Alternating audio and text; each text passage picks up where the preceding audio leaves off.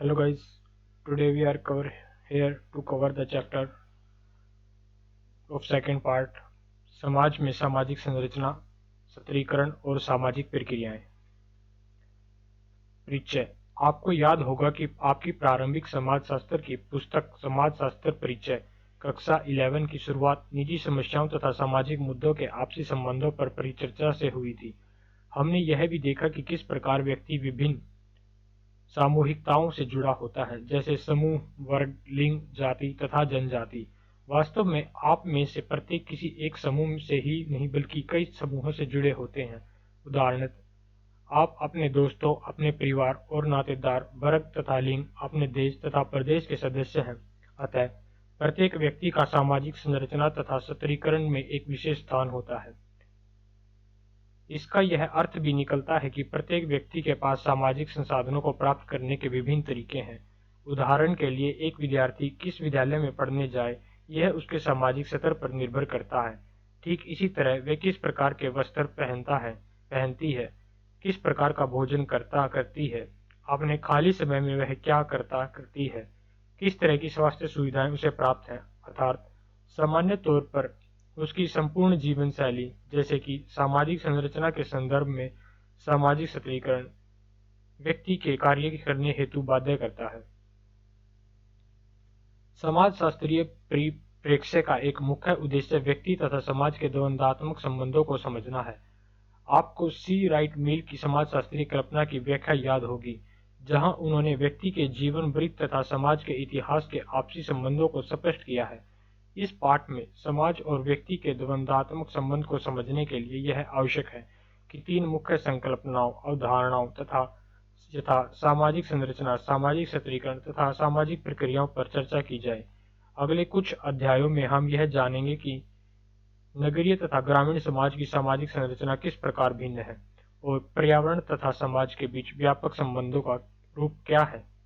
आखिर के दो अध्यायों में हम पाश्चात्य सामाजिक विचारकों तथा भारतीय समाजशास्त्रियों तथा उनके विचारों को समझेंगे, जो हमें आगे सामाजिक संरचना, सामाजिक सत्रीकरण तथा सामाजिक प्रक्रियाओं को समझने में मदद करेंगे।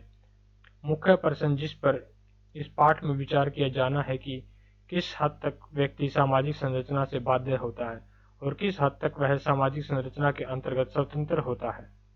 समाज में व्यक्ति की स्थिति अथवा सामाजिक सत्रीकरण की व्यवस्था में उसका स्थान उसकी व्यक्तिगत रुचियों को किस सीमा तक निर्धारित करती है। क्या सामाजिक संरचना तथा सामाजिक सत्रीकरण व्यक्ति की कार्य प्रणाली को प्रभावित करते हैं? किस प्रकार से व्यक्ति एक दूसरे से सहयोग, प्रतियोगिता तथा संघर्ष करते हैं तथा उसे वे क्या रूप देते हैं। इस अध्याय में हम संक्षेप में सामाजिक संरचना तथा सामाजिक सत्रीकरण पर चर्चा करेंगे। आपने सामाजिक सत्रीकरण पर विस्तार पूर्वक चर्चा पिछली पुस्तक समाजशास्त्र परिचय के अध्याय 2 में की है। अब हम आगे बढ़ते हुए तीन मुख्य सामाजिक प्रक्रियाओं यथा सहयोग, प्रतियोगिता तथा संघर्ष पर चर्चा करेंगे। इनमें से प्रत्येक प्रक्रिया को समझने के लिए हम यह समझने तथा देखने की कोशिश करेंगे कि सामाजिक संरचना तथा सामाजिक सत्रीकरण किस प्रकार सामाजिक प्रक्रियाओं पर अपना प्रभाव छोड़ते हैं। दूसरे शब्दों में, किस प्रकार व्यक्तियों के मध्य तथा समूहों के मध्य सहयोग, प्रतियोगिता तथा संघर्ष होते हैं। यह सब कुछ सामाजिक संरचना तथा सत्रीकरण व्यवस्था में व्यक्तियों एवं समूहों की स्थिति पर निर्भर करता है। सामाजिक संरचना तथा सामाजिक सत्रीकरण। सामाजिक संरचना शब्द इस तथ्य को दर्शाता है कि समाज संरचनात्मक है, अर्थात अपने विशिष्ट रूप में वह क्रमवार तथा नियमित है। जिस सामाजिक वातावरण में हम रहते हैं वह मात्र कुछ क्रियाओं एवं प्रघटनाओं का अनियमित मिश्रण नहीं है। लोगों का आचरण किस प्रकार का होता है तथा एक दूसरे के प्रति उनके संबंध किस प्रकार के होते हैं, इसमें एक प्रकार की अंतर्निहित नियमितता अथवा प्रतिमान पैटर्न होता है। सामाजिक संरचना की संकल्पना इन्हीं नियमितताओं को इंगित करती है। एक बिंदु तक समाज की संरचनात्मक विशेषताओं को एक इमारत की संरचनात्मक विशेषताओं के समकक्ष रखकर समझा जा सकता है। एक इमारत की दीवारें, जमीन तथा छत सब मिलाकर उस इमारत को एक विशेष आकार देती हैं, पर यदि इस तुलना का प्रयोग ज्यादा सख्ती से किया जाए तो यह रूपक अपने आप में गलतफहमी पैदा करने वाला हो सकता है। सामाजिक संरचना मानवीय क्रियाओं तथा संबंधों से बनती है। जो पक्ष इन्हें नियमितता प्रदान करता है वह और अलग अलग काल अवधि में एवं भिन्न भिन्न स्थानों में इन क्रियाओं एवं संबंधों को लगातार दोहराया जाना। अतः सामाजिक विश्लेषण की प्रक्रियाओं में सामाजिक पुनरुत्पादन, समाज में सामाजिक संरचना, सत्रीकरण और सामाजिक प्रक्रियाएं तथा सामाजिक संरचना एक दूसरे से जुड़े हुए हैं। उदाहरण के लिए एक विद्यालय तथा एक परिवार की संरचना को लेते हैं।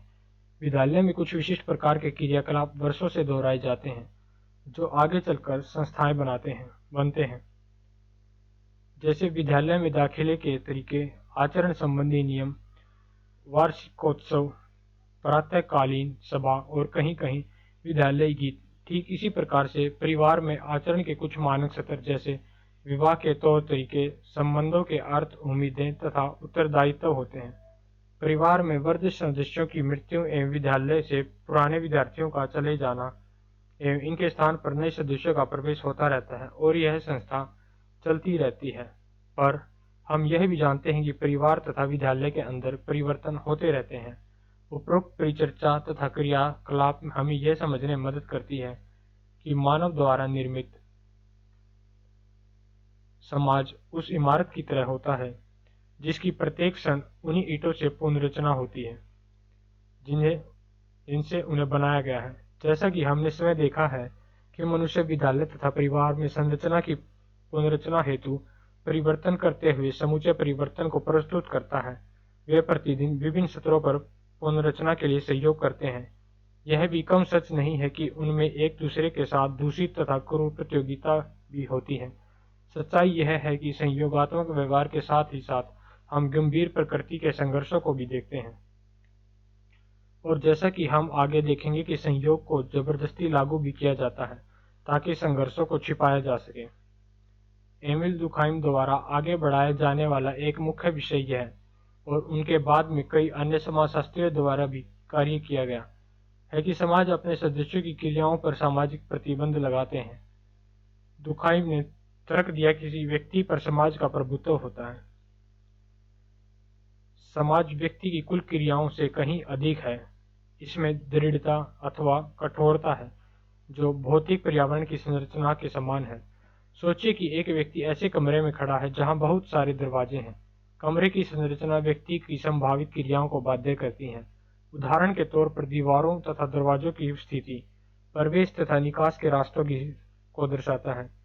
दुर्खाइम के अनुसार सामाजिक संरचना हमारी क्रियाओं को समानांतर रूप से बाध्य करती है, इसकी सीमा तय करती है और हम एक व्यक्ति के रूप में क्या कर सकते हैं यह हमसे बाह्य है, ठीक उस प्रकार से जैसे कमरे की दीवारें होती हैं। अन्य सामाजिक चिंतक जैसे कार्ल मार्क्स भी सामाजिक संरचना की बाध्यता पर बल देते हैं, लेकिन साथ ही मनुष्य की सृजनात्मक को महत्वपूर्ण मानते हैं जो सामाजिक संरचना को परिवर्तित भी करते हैं और उसे पुनः उत्पादित भी करती है।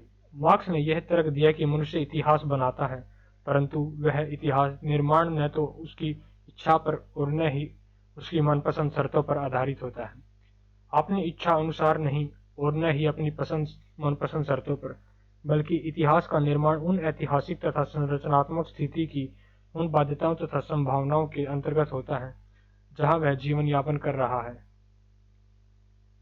अब हम इस स्तर पर सामाजिक सत्रीकरण की उस संकल्पना की पुनरावृत्ति करना चाहेंगे जो प्रारंभिक पुस्तक के अध्याय 2 का भाग है। सामाजिक सत्रीकरण से अभिप्राय समाज में समूहों के बीच संरचनात्मक असमानताओं के अस्तित्व, भौतिक अथवा प्रतीकात्मक पुरस्कारों की पहुंच से है। हालांकि प्रत्येक समाज में किसी न किसी रूप में सामाजिक सत्रीकरण विद्यमान है, परंतु आधुनिक समाज धन तथा शक्ति की असमानताओं के कारण पहचाने जाते हैं। एक तरफ जहां आधुनिक समाज में सत्रीकरण के सर्वाधिक प्रचलित रूपों में वर्ग विभाजन है, वहीं दूसरी ओर पर जाति तथा जाति, अक्षेत्र तथा समुदाय, जनजाति तथा लिंग इत्यादि सामाजिक सत्रीकरण के आधार बनते हैं। आपको याद होगा कि सामाजिक संरचना में सामाजिक व्यवहार के निश्चित प्रतिमान पैटर्न निहित होते हैं। सामाजिक सत्रीकरण एक विस्तृत सामाजिक संरचना के भाग के रूप में असमानता के निश्चित प्रतिमान द्वारा पहचाना जाता है। असमानता कोई ऐसा अवयव नहीं है जो समाज में विभिन्न व्यक्तियों के बीच आकस्मिक रूप से वितरित हो। यह तो व्यवस्थित रूप से विभिन्न प्रकार के सामाजिक समूहों की सदस्यता से जुड़ी हुई है। एक समूह के सदस्यों की विशेषताएं समान होती हैं और यदि वे उच्च स्थिति में हैं तो उनका प्रयत्न होगा कि उनकी विशेषाधिकृत स्थिति उनके बच्चों को मिल जाए। सत्रीकरण की संकल्पना तब उस विचार को संदर्भित करती है जहाँ समाज का विभाजन एक निश्चित प्रतिमान के रूप में समूहों में होता है तथा यह संरचना पीढ़ी दर पीढ़ी चलती रहती है। असमान रूप से बांटे गए लाभों के अंतर को समझना भी आवश्यक है। लाभ के 3 बुनियादी प्रकार हैं जिसका विशेषाधिकार प्राप्त समूहों द्वारा उपभोग किया जाता है।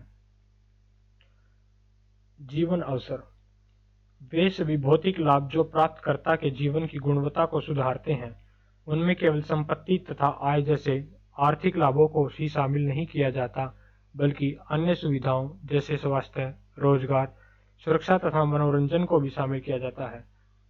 सामाजिक परिस्थिति, मान सम्मान तथा समाज के अन्य व्यक्तियों की नजरों में उच्च स्थान। राजनीतिक प्रभाव, एक समूह द्वारा दूसरे समूह अथवा समूहों पर प्रभुत्व जमाना अथवा निर्णय निर्धारण में प्रमाणाधिक्य प्रभाव अथवा निर्णयों से अत्यधिक लाभ उठाना। आगे होने वाली चर्चा में हम उपरोक्त 3 सामाजिक प्रक्रियाओं की तरफ आपका ध्यान आकर्षित करेंगे और बताएंगे कि किस प्रकार सामाजिक स्थिरीकरण के विभिन्न आधार जैसे लिंग अथवा वर्ग सामाजिक प्रक्रियाओं को बाधित करते हैं। व्यक्ति तथा वर्गों को मिलने वाले अवसर तथा संसाधन जो प्रतियोगिता, सहयोग अथवा संघर्ष के रूप में सामने आते हैं, उन्हें सामाजिक संरचना तथा सामाजिक स्थिरीकरण के द्वारा आकार दिया जाता है। साथ ही मनुष्य पूर्व स्थित संरचना तथा स्थिरीकरण में परिवर्तन लाने का प्रयास करता है।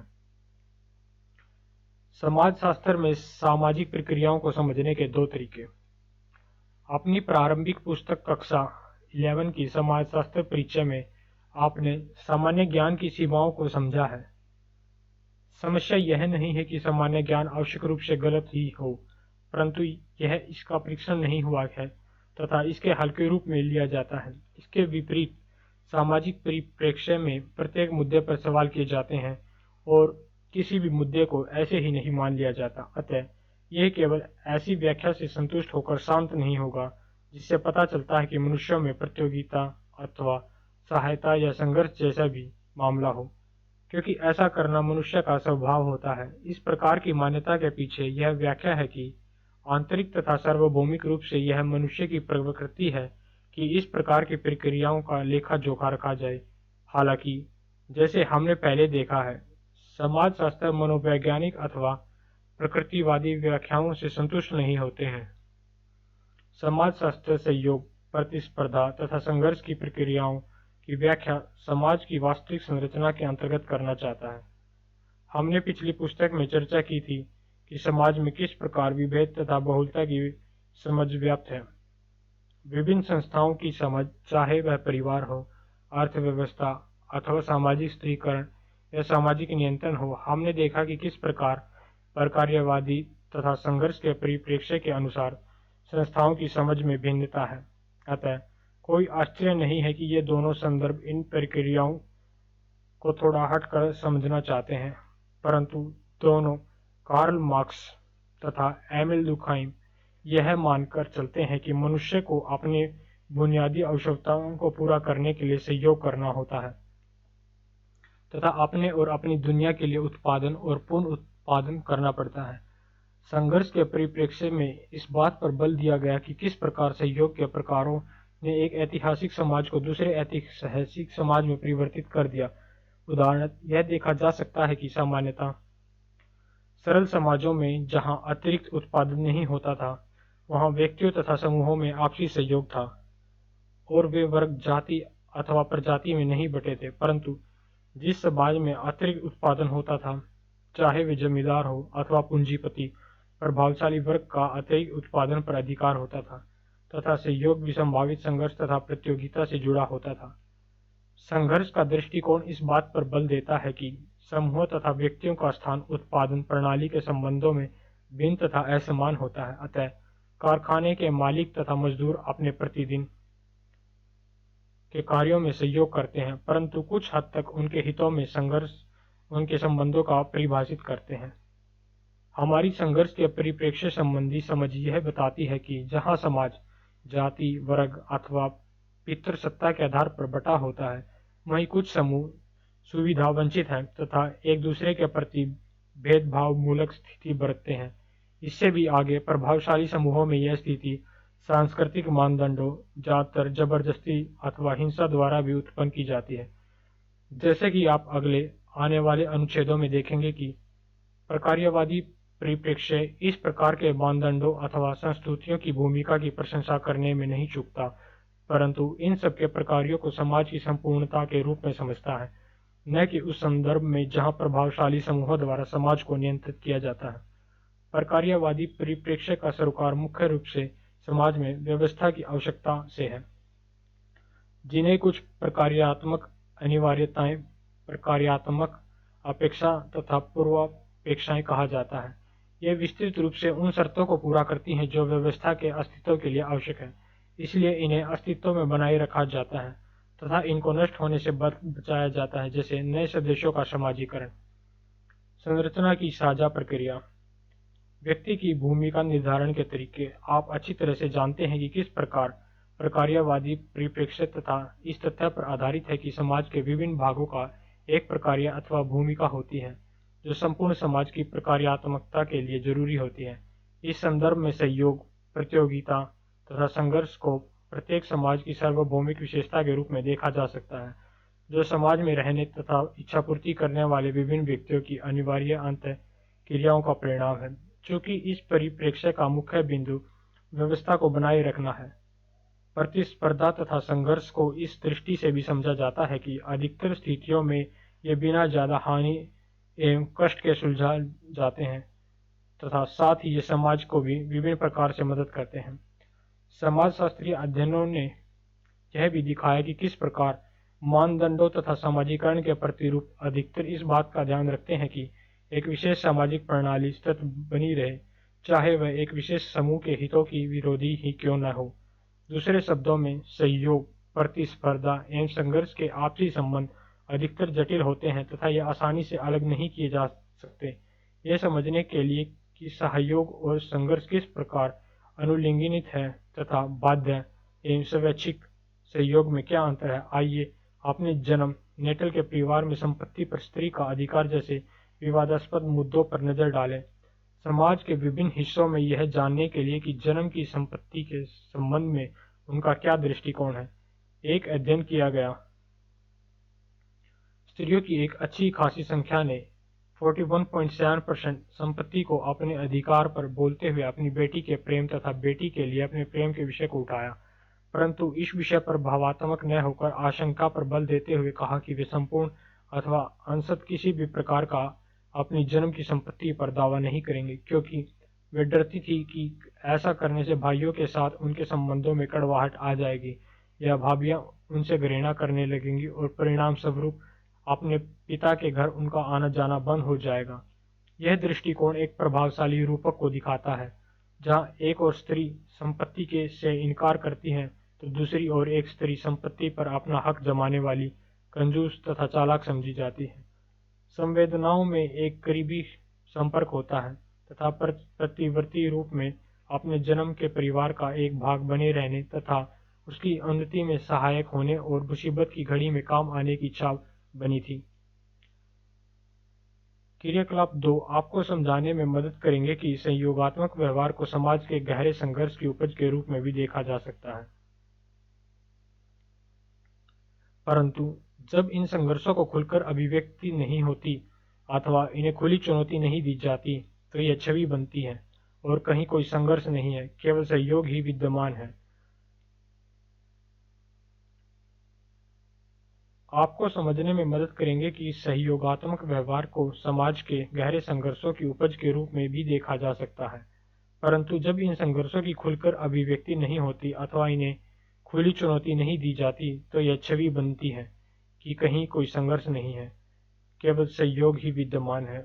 उपरोक्त परिस्थितियों को समझने के लिए प्रकार्यवादी व्यवस्थापन शब्द का प्रयोग करते हैं, जहां महिला अपने पितृ परिवार में संपत्ति के अपने अधिकार पर किस प्रकार का दावा करना पसंद नहीं करेगी। संघर्षों के रहते हुए भी समझौता एवं सह अस्तित्व की कोशिश के रूप में इसे देखा जा सकता है। सहयोग तथा श्रम विभाजन। सहयोग का विचार मानव व्यवहार की कुछ मान्यताओं पर आधारित है। यह तर्क दिया जाता है कि मनुष्य के सहयोग के बिना मानव जाति का अस्तित्व कठिन हो जाएगा। आगे यह तर्क दिया जाता है कि यहाँ तक कि जानवरों की दुनिया में भी हम सहयोग के प्रमाण देख सकते हैं, चाहे वे चींटियां हों, मधुमक्खियां हों अथवा स्तनपायी पशु। परंतु पशुओं की दुनिया से तुलना सावधानीपूर्वक की जानी चाहिए। हम समाजशास्त्र की दो भिन्न सैद्धांतिक परंपराओं का प्रयोग इस बिंदु के विश्लेषण के लिए करेंगे, जिनका एमिल दुखाइम तथा कार्ल मार्क्स ने प्रतिनिधित्व किया। अधिकतर समय समाजशास्त्र में इस मान्यता को सहमति नहीं मिली कि मनुष्य का स्वभाव घिनौना तथा क्रूर होता है। एमिल दुखाइम ने इस दृष्टिकोण की आदिम मानव जाति की एकमात्र उत्तेजना यही थी कि उनकी भूख तथा प्यास की हमेशा पूरी संतुष्टि हो के पक्ष में इस प्रकार के तर्क दिए। ऐसे विचारकों ने नैतिक जीवन के आवश्यक अवयवों को नजरअंदाज किया। वे है संयमित प्रभाव का प्रयोग जो समाज अपने सदस्य पर करता है, जो उनके अस्तित्व तथा चुनाव के संघर्ष की पार्श्विक क्रिया और संयमितता तथा शून्य कर देता है। जहाँ कहीं भी समाज है वहाँ पर प्रार्थवाद है, क्योंकि वहाँ एकता है। अतः हम प्रार्थवाद को मनुष्यता के आरंभ में ही देखते हैं और यहाँ तक कि असंयमितता रूप में भी। दुखाइम के लिए एकता समाज का नैतिक बल है तथा यह सहयोग और इस तरह समाज के प्रकारों को समझने के लिए बुनियादी अवयव है। श्रम विभाजन की भूमिका जिसमें सहयोग निहित है, यथार्थ रूप में समाज की आवश्यकताओं की पूर्ति करती है। श्रम विभाजन एक ही समय में जहाँ प्रकृति का नियम है, वहीं दूसरी ओर मनुष्य व्यवहार का नैतिक नियम भी है। दुखाइम ने यांत्रिक तथा सावयवी एकता में अंतर स्पष्ट किया, जो क्रमशः पूर्व औद्योगिक तथा जटिल औद्योगिक समाजों की विशेषता थी। यांत्रिक एकता संहिता का एक रूप है जो बुनियादी रूप में एकरूपता पर आधारित है। इस समाज के अधिकांश सदस्य एक जैसा नवीन जीवन व्यतीत करते हैं। कम से कम विशिष्टता अथवा श्रम विभाजन को हमेशा आयु तथा लिंग से जोड़ा जाता है। ये समाज की मुख्य विशेषता है। इस समाज के सदस्य परस्पर अपनी मान्यताओं तथा संवेदनाओं, अंतर्विवेचन तथा चेतना से जुड़े होते हैं। सावयवी एकता सामाजिक संहिता का वह रूप है जो श्रम विभाजन पर आधारित है तथा जिसके फलस्वरूप समाज के सदस्यों में स्वनिर्भरता है। जैसे जैसे व्यक्ति विशिष्टता हासिल करता है, वैसे वैसे दूसरों पर अधिक निर्भर होता जाता है। कृषि आधारित जीविका में लगा एक परिवार अपने जैसा काम करने वालों को थोड़ी या बगैर किसी मदद के जीवित रह सकता है, परंतु कपड़ा अथवा कार उद्योग में लगा व्यापारी अन्य विशिष्ट कर्मचारियों के बिना जीवित नहीं रह सकता, जो उनकी बुनियादी जरूरतों को पूरा करते हैं। कार्ल मार्क्स भी मनुष्य जीवन तथा पशु जीवन में अंतर स्पष्ट करते हैं। जहाँ दुखाइम परार्थवाद तथा एकता को मानव दुनिया का विशिष्ट लक्षण मानते हैं, वहीं मार्क्स चेतना पर बल देते हैं। वे लिखते हैं, मनुष्य तथा पशुओं में अंतर चेतना, धर्म तथा किसी अन्य वस्तु के आधार पर किया जा सकता है। जैसे ही वे अपनी आजीविका के साधन उत्पन्न करने लगते हैं, वे समय को पशुओं से भिन्न समझना प्रारंभ कर देते हैं। यह प्रयास उनके भौतिक संगठनों द्वारा निश्चित होता है। आजीविका के साधनों के उत्पादन से मनुष्य परोक्ष रूप से अपने भौतिक जीवन को प्रजनित करता है। मार्क्स का उपर्युक्त कथन कठिन लग सकता है, परंतु सहयोग मनुष्य जीवन को पशु जीवन से किस प्रकार अलग करता है को समझने में मदद करेगा।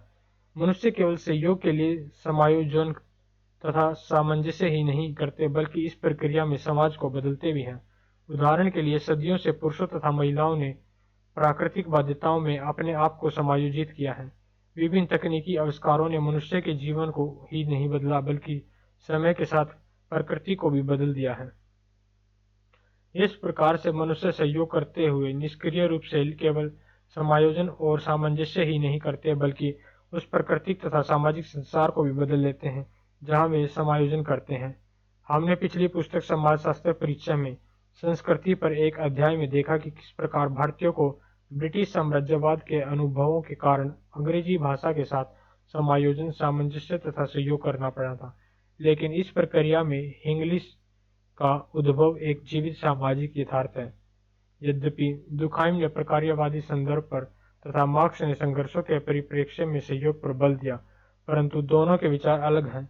मार्क्स के अनुसार ऐसे समाज में जहाँ वर्ग विद्यमान है, वहाँ सहयोग स्वैच्छिक नहीं होता।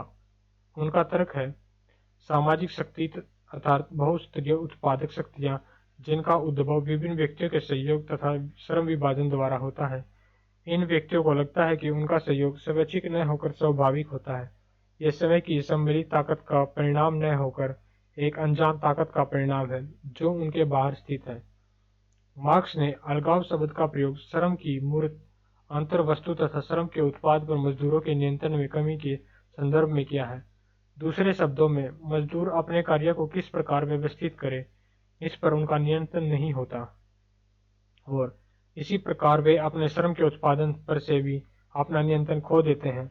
हम यहाँ दो विपरीत उदाहरणों की चर्चा कर सकते हैं।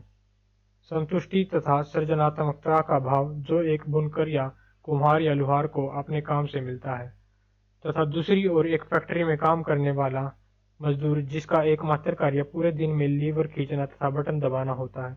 इन हालातों में सहयोग आरोपित होता है। प्रतिस्पर्धा अवधारणा एवं व्यवहार के रूप में, जैसा कि सहयोग के विषय में हुआ, प्रतियोगिता की संकल्पना इस विचार के साथ आगे बढ़ती है कि प्रतिस्पर्धा विश्वव्यापी तथा स्वाभाविक है। हम यह जान चुके हैं कि किस प्रकार समाजशास्त्र की व्याख्या प्रकृतिवादी व्याख्या से भिन्न है। अतः यह आवश्यक है कि एक सामाजिक तत्व के रूप में प्रतिस्पर्धा को समझा जाए जिसका समाज में उद्भव हुआ तथा एक निश्चित ऐतिहासिक समय में यह प्रभावी रही है।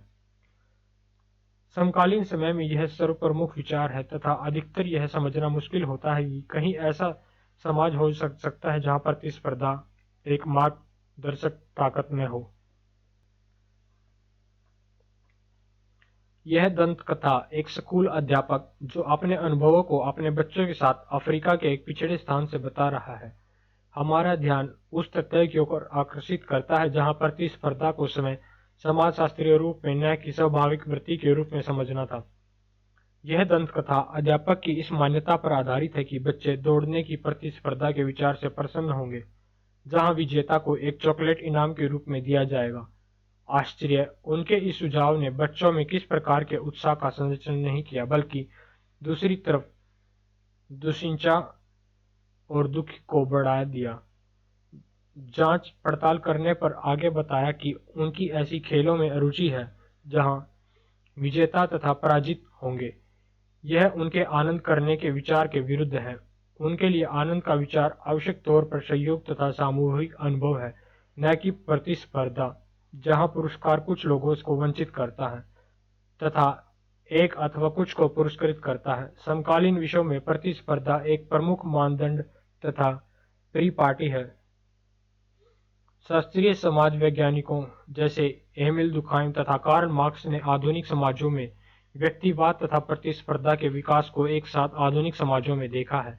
आधुनिक पूंजीवाद समाज जिस प्रकार कार्य करते हैं वहां दोनों का एक साथ विकास सहज है। यहाँ अत्यधिक कार्य कुशलता तथा लाभ के कमाने पर बल दिया जाता है। पूंजीवाद की मौलिक मान्यताएं व्यापार का विस्तार, श्रम विभाजन, विशेषीकरण और बढ़ती उत्पादकता। सावधारणीय समृद्धि की ये प्रक्रियाएं पूंजीवाद के केंद्रीय विचार से बढ़ावा प्राप्त करती हैं। बाजार क्षेत्र में विद्यमान मुक्त प्रतिस्पर्धा में तार्किक व्यक्ति अपने लाभों को अधिक बढ़ाने की कोशिश में लगा रहता है। प्रतिस्पर्धा की विचारधारा पूंजीवाद की सशक्त विचारधारा है। इस विचारधारा का तर्क है कि बाजार इस प्रकार से कार्य करता है कि अधिकतम कार्य कुशलता सुनिश्चित हो सके। उदाहरण के लिए, प्रतिस्पर्धा यह सुनिश्चित करती है कि सर्वाधिक कार्य कुशलता फर्म बची रहे। प्रतिस्पर्धा यह सुनिश्चित करती है कि अधिकतम अंक पाने वाला छात्र अथवा बेहतरीन छात्र को प्रसिद्ध कॉलेज में दाखिला मिल सके और फिर बेहतरीन रोजगार प्राप्त हो सके। इन स्थितियों में बेहतरीन होना सबसे बड़ा भौतिक पुरस्कार सुनिश्चित करता है। ऐसे विचार कि मनुष्य स्वाभाविक रूप से प्रतिस्पर्धा करना चाहता है को अन्य प्रकृतिवादी व्याख्याओं की भांति आलोचनात्मक दृष्टि से समझा जाना चाहिए। प्रारंभिक पुस्तक का प्रश्न 9 देखिए। प्रतिस्पर्धा पूंजीवाद के जन्म के साथ ही प्रबल इच्छा के रूप में फली फूली है। अगले पृष्ठ पर बॉक्स में दिए गए गद्यांश को पढ़िए तथा परिचर्चा कीजिए। प्रतिस्पर्धा तथा पूंजीवाद के तहत 19वीं शताब्दी की संपूर्ण मुक्त व्यापार अर्थव्यवस्था आर्थिक विकास को आगे बढ़ाने में आवश्यक हो सकती है। अमेरिकी अर्थव्यवस्था के अत्यंत तीव्र गति के विकास को वहां प्रतिस्पर्धा की अधिकतम उपस्थिति के गुण के रूप में देखा जा सकता है, परंतु फिर भी हम प्रतिस्पर्धा के दायरे या प्रतियोगी भावनाओं की तीव्रता को विभाजन समाजों में आर्थिक विकास की दर के साथ सकारात्मक सह संबंध का रूप देने में कठिनाई महसूस करते हैं। वहीं दूसरी तरफ यह माने जाने के भी कारण है कि प्रतिस्पर्धा के कुछ बुरे प्रभाव हैं। यह विचारधारा मानकर चलती है कि व्यक्ति बराबरी के स्तर पर प्रतिस्पर्धा करता है, अर्थात प्रत्येक व्यक्ति के लिए परिस्थिति, शिक्षा, रोजगार अथवा प्रतिस्पर्धा हेतु समान संसाधन रहते हैं। परंतु जैसा कि स्त्रीकरण अथवा असमानता पर की गई पूर्व चर्चा दिखाती है, व्यक्ति को समाज में भिन्न प्रकार से अवस्थित किया गया है। यदि भारत में बच्चों की अधिकतम संख्या विद्यालय में नहीं जाती अथवा वे आज या कल पढ़ाई छोड़ देते हैं, तो ऐसी स्थिति में वे हमेशा के लिए प्रतिस्पर्धा से बाहर हो जाते हैं। संघर्ष तथा सहयोग। संघर्ष शब्द का अर्थ है हितों में टकराव। हमने पहले ही देखा है कि किस प्रकार से संबंधित सिद्धांतवादी विश्वास करते हैं कि संसाधनों की कमी समाज में संघर्ष उत्पन्न करती है, क्योंकि उन संसाधनों को पाने तथा उस पर कब्जा करने के लिए प्रत्येक समूह संघर्ष करता है। संघर्ष के आधार भिन्न भिन्न होते हैं। ये वर्ग अथवा जाति, जनजाति अथवा लिंग, निर्जातीयता अथवा धार्मिक समुदाय में हो सकते हैं। एक नौजवान छात्र के नाते आप समाज में विद्यमान संघर्षों की विविधता से परिचित हैं। विभिन्न संघर्षों के पैमाने तथा प्रकृति यद्यपि भिन्न होती है, अधिकतर सामान्य ज्ञान की सोच के अनुसार समाज में संघर्षों की स्थिति नहीं है। समाजशास्त्रियों ने इस तथ्य की ओर ध्यान आकर्षित किया है कि सामाजिक विकास की विभिन्न अवस्थाओं में संघर्ष की प्रकृति तथा रूप सदैव परिवर्तित होते रहते हैं, परंतु संघर्ष किसी भी समाज का एक महत्वपूर्ण हिस्सा सदैव से रहा है। सामाजिक परिवर्तन तथा लोकतांत्रिक अधिकारों पर सुविधावंचित तथा भेदभाव का सामना कर रहे समूहों द्वारा हक जताना संघर्ष की ओर उभारता है, लेकिन इसका यह अर्थ नहीं है कि संघर्ष पहले विद्यमान नहीं थे। बॉक्स में दिए गए उदाहरण इस पर बल देते हैं। यहाँ यह समझना आवश्यक है कि संघर्ष विसंगत अथवा प्रत्यक्ष हड़प झड़प के रूप में दिखाई देते हैं, जहाँ ये खुलकर प्रकट किए जाते हैं। आमतौर उदाहरण के तौर पर भूमि संसाधनों पर गहरे संघर्ष की प्रत्यक्ष प्रतिक्रिया का परिणाम है कृषक आंदोलन। आंदोलन की अनुपस्थिति का अर्थ संघर्ष की अनुपस्थिति नहीं है। अतः इस अध्याय में संघर्ष, अनिवार्य सहयोग तथा प्रतिरोध के संबंध पर बल दिया गया है। आइए कुछ संघर्षों पर जो समाज में विद्यमान हैं तथा प्रतिस्पर्धा, सहयोग और संघर्ष के आपसी सह संबंधों पर भी विचार करें। हम यहाँ केवल दो उदाहरणों को लेंगे। प्रथम परिवार तथा घर है और दूसरा भूमि आधारित संघर्ष। पारंपरिक तौर पर परिवार तथा घर सामंजस्यपूर्ण इकाई के रूप में देखे जाते रहे हैं, जहाँ सहयोग प्रमुख प्रक्रिया थी तथा परार्थवाद मनुष्य के आचरण के प्रेरणात्मक सिद्धांत थे। पिछले 3 दशकों से महिलावादी विश्लेषकों द्वारा इस मान्यता पर प्रश्न उठाए जा रहे हैं। अमर्त्य सेन जैसे विद्वानों ने भी बलात् सहयोग की संभावना को माना है। सिर्फ विभिन्न दलों को ही सहयोग से का फायदा नहीं है, उनके व्यक्तिगत क्रियाकलापों को भी प्रत्यक्ष सहयोग के रूप में लेना होगा। छोटे मोटे संघर्षों के विद्यमान होने पर भी यद्यपि सामाजिक तकनीकी के चुनाव में हितों का संजीदा संघर्ष हो सकता है, पारिवारिक संगठनों के प्रकृति के लिए यह आवश्यक है कि इन संघर्षों को आपसी सहयोग द्वारा निपटाया जाए, साथ ही संघर्ष को विचलित व्यवहार के रूप में देखा जाए। चूंकि संघर्ष को प्रत्यक्ष रूप से संप्रेषित नहीं किया जाता, अतः यह देखा गया है कि मध्य वर्ग तथा अधीनस्थ वर्ग, चाहे घर में महिलाएं हों या कृषक समाज में किसान, संघर्षों में समायोजन तथा सहयोग पाने के लिए व्यक्ति एवं समूह विभिन्न प्रकार की रणनीति बनाते हैं। अनेक समाजशास्त्रीय अध्ययन अप्रत्यक्ष संघर्ष तथा प्रत्यक्ष सहयोग को दिखाते हैं, जो सामान्य है। नीचे दिया गया उदाहरण घर में महिलाओं के व्यवहार तथा अंतक्रियाओं पर किए गए कई अध्ययनों से लिया गया है। भौतिक दबाव तथा प्रेरणा का सहयोग तथा उससे बढ़कर वितरण प्रक्रिया में प्रत्यक्ष संघर्ष के बहुत कम साक्ष्य हैं। इसके बदले निर्णय लेने, आवश्यकताएं तथा प्राथमिकताएं सोपानिक है, ऐसे सोपान जिसका स्त्री तथा पुरुष दोनों समर्थन करते हैं। अतः स्त्रियां अनेक विशेषताओं को सतत रूप से अर्जित करती हुई दिखाई देती हैं।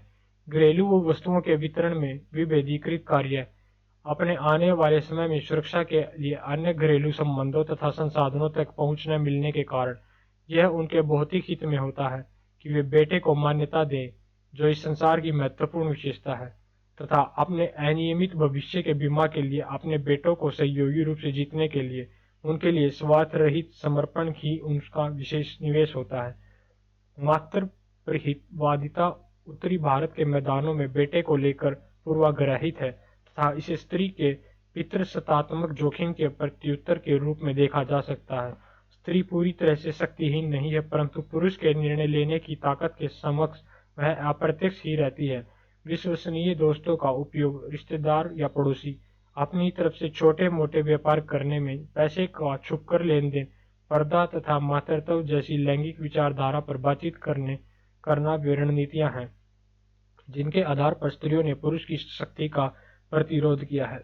अब्दुल्ला तथा जिडेनस्टीन 1982, वाइट 1992। उनके प्रतिरोध का यह गोपनीय रूप घर के बाहर सहयोग की विकल्पों की कमी तथा खुले संघर्षों से जुड़े सहवर्ती जोखिम को दिखाता है। समाजशास्त्रीय प्रश्नात्मक परंपरा को ध्यान में रखते हुए मान लिए जाने वाले तथ्यों पर इस अध्याय में परीक्षण किया गया तथा इस पाठ में सहयोग, प्रतिस्पर्धा तथा संघर्ष की प्रक्रियाओं की आलोचनात्मक रूप से जांच की गई।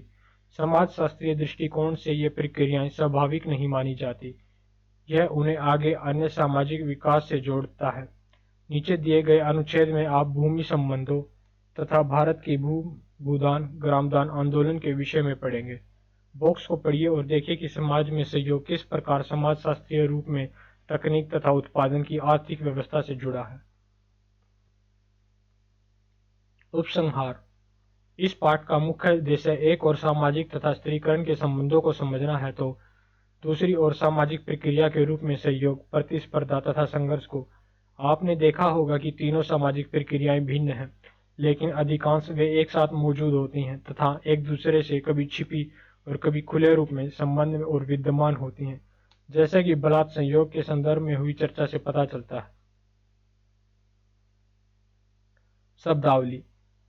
परहितवाद, सिद्धांततः बिना किसी लाभ के दूसरों के हित के लिए काम करना। अलगाव। मार्क्स ने इस अवधारणा का प्रयोग मजदूरों का अपने श्रम तथा श्रम उत्पाद पर किसी प्रकार के अधिकार न होने के संदर्भ में किया है। इससे मजदूरों की कार्य के प्रति रुचि समाप्त होने लगती है। प्रतिमानहीनता। दुकाइम के लिए सामाजिक स्थिति जहां व्यवहार को पथ प्रदर्शित करने वाले मानदंड नष्ट हो जाते हैं, व्यक्ति बिना सामाजिक बाध्यता अथवा पथ प्रदर्शन के रह जाता है, एक नियमहीनता की स्थिति। पूंजीवाद। वह आर्थिक प्रणाली जहां उत्पादन के साधन पर निजी अधिकार होता है तथा जिसका प्रयोग बाजार व्यवस्था में लाभ कमाना है, जहां श्रम मजदूरों द्वारा किया जाता है। श्रम विभाजन, कार्य का विशिष्टीकरण जिसके माध्यम से विभिन्न रोजगार उत्पादन प्रणाली से जुड़े होते हैं। प्रत्येक समाज में किसी न किसी रूप में श्रम विभाजन होता है, विशेषकर पुरुषों को दिए गए कार्य तथा महिलाओं द्वारा किए गए कार्य। औद्योगिकरण के विकास के साथ श्रम विभाजन और जटिल हो गया है। अन्य किसी भी प्रकार के उत्पादन की तुलना में आधुनिक विश्व में श्रम विभाजन का क्षेत्र अंतर्राष्ट्रीय हो गया है। प्रभुत्वशाली विचारधारा, विचार तथा मान्यताएं जो प्रभुत्वशाली समूहों के हितों की रक्षा करते हैं। ऐसी विचारधारा प्रत्येक समाज में पाई जाती है जहां विभिन्न वर्गों में असमानताएं हों। विचारधारा की संकल्पना शक्ति से जुड़ी है, चूंकि वैचारिक प्रणाली भिन्न शक्तियों को वैध बनाती है जो विभिन्न समूहों में सन्निहित होते हैं। व्यक्तिवाद, वह सिद्धांत अथवा चिंतन जो समूह के स्थान पर व्यक्तियों की स्वायत्तता को महत्व देता है। मुक्त व्यापार उदारवाद, वह राजनीतिक तथा आर्थिक नजरिया जो इस सिद्धांत पर आधारित है कि सरकार द्वारा अर्थव्यवस्था में हस्तक्षेप या नीति अपनाई जाए तथा बाजार एवं संपत्ति मालिकों को पूरी छूट दे दी जाए। यांत्रिक एकता, दुखाइम के अनुसार परंपरागत संस्कृति में सरल श्रम विभाजन इसकी विशेषता है। चूंकि समाज के अधिकतर सदस्य एक जैसे कार्य में लगे रहते हैं, अतः वे एक दूसरे के साथ सामान्यतः समान प्रकार के अनुभव तथा मान्यताओं से बंधे होते हैं। आधुनिकता, 18वीं तथा 19वीं शताब्दी की सामाजिक प्रक्रिया जो विशिष्टता, जटिलता तथा गत्यात्मकता के गुणों के कारण प्रसिद्ध हुई और जो वास्तव में परंपरागत जीवन से अलग थी। स्वावयवी एकता। दुखाइम के अनुसार एकता के अंतर्गत समाज व्यक्ति की आर्थिक निर्भरता तथा दूसरों के कार्यों की महत्ता से बंधा होता है। चूंकि यहाँ श्रम विभाजन अत्यंत जटिल होता है, अतः लोग एक दूसरे पर अधिक से अधिक आश्रित होते हैं, क्योंकि प्रत्येक व्यक्ति को वह उत्पाद चाहिए जिसका उत्पादन दूसरे व्यक्ति करते हैं। आर्थिक बदलाव तथा अंतर्निर्भरता के संबंध इस प्रकार की स्थिति में सामाजिक एकमतता बनाने में मदद करते हैं। सामाजिक बाध्यता। हम जिस समूह अथवा समाज के भाग होते हैं वे हमारे व्यवहार पर प्रभाव छोड़ते हैं। दुखाइम के अनुसार सामाजिक बाध्यता सामाजिक तथ्य का एक विशिष्ट लक्षण है। संरचना मुख्य रूप से किसी संगठन की बनावट एवं प्रतिमान पैटर्न को इंगित करना है, जो कुछ हद तक मानव व्यवहार को निर्देशित या बाध्य करता है। संरचना मुख्य रूप से किसी संगठन की बनावट एवं प्रतिमान पैटर्न को इंगित करना है, जो कुछ हद तक मानव व्यवहार को निर्देशित या बाध्य करता है। So thank you guys. Meet you soon in the next session. Till that time, take care and bye.